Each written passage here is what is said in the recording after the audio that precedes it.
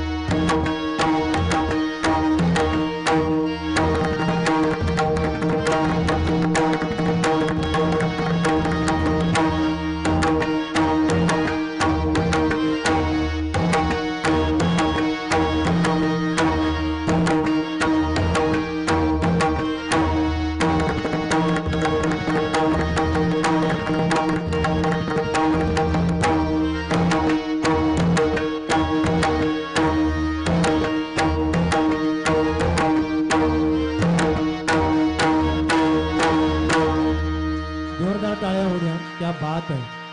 ज्या वेळेला लय ताल आणि सूर जुळून येतो त्यावेळेला कार्यक्रम कसा संपन्न होतो आणि सर्वांना कसा आवडतो हे याचं जिथं जागतं उदाहरण म्हणजे आपलं सोलो वादनाचा.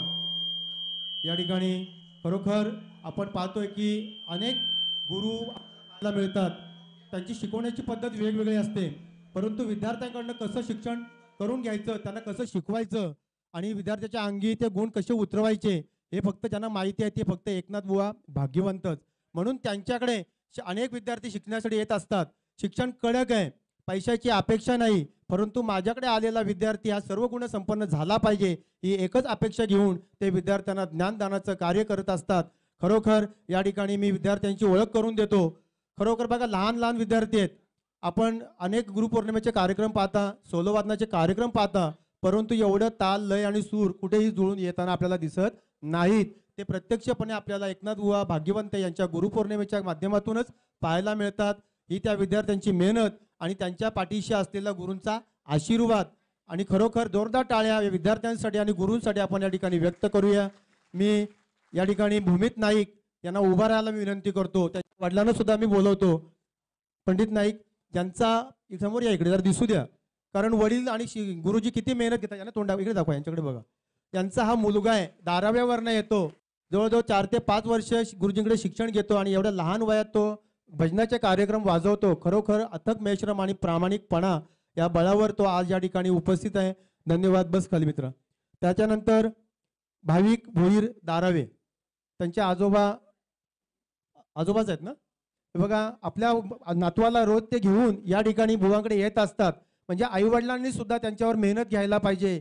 शिक्षक तर मेहनत घेतातच, जर कुटुंबातून जर पाठबळ मिळालं तर नक्कीच ते मुलं पुढे झाल्याशिवाय राहणार नाही. तुम्ही नमस्कार करा सर्वांना. खरोखर तुम्हाला सुद्धा आम्हाला खूप अभिमान वाटतो. तर असे आजोबा आणि वडील जर पाठीमागे असतील तर नक्कीच ती मुलं पुढे गेल्याशिवाय राहणार नाहीत. त्याच्यानंतर वंश प्रल्हाद म्हात्रे, आपल्या मुरबीचे या प्रल्हाद म्हात्रे. आपण पाहतो की आपला आगरी समाज पैसा आला का गाडी घोडा घ्या, पार्ट्या करा आणि आपण मजा करत असतो, परंतु त्यांनी ठरवलं की माझा मुलगा सुद्धा संगीत क्षेत्रामध्ये नावलौकिक झाला पाहिजे. म्हणून त्यांनी बुवांकडे आले आणि प्रत्यक्ष टाळ्या वाजून आपण त्यांच्या या ठिकाणी अभिवादन करूया. आणि असंच गुरूंचा आशीर्वाद तुमच्या पाठीशी राहील. आणि लहरावर उत्तम साथ केली ते खरोखर बुवांचे परम मित्र पवन बुवा राजे, आपलं सुद्धा टाळ्या वाजून आम्ही सर्व या ठिकाणी स्वागत करून